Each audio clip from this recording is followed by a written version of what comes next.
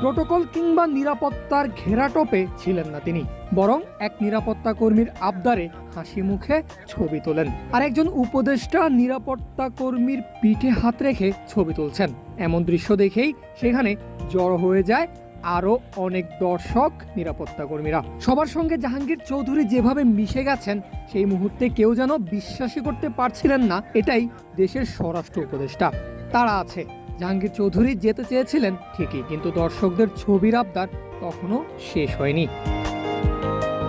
অবশেষে সবচেয়ে আলাদা মুহূর্তটি আসে ফেরার পথেই। উপদেষ্টার গাড়ি ছিল স্টেডিয়ামের গেটের পাশে, আর শেরেবাংলায় দায়িত্বরত সেনা সদস্যরা ছিলেন একটু দূরে। কিন্তু তিনি নিজে হেঁটেই যান তাদের কাছে, এক এক করে সবার স্যালুটের জবাবে করমর্দন করেন। সাধারণত দেশের মন্ত্রী, উপদেষ্টা কিংবা শীর্ষ কর্মকর্তাদের ঘিরে থাকে কড়াকড়ি নিরাপত্তা, প্রোটোকল আর দূরত্ব।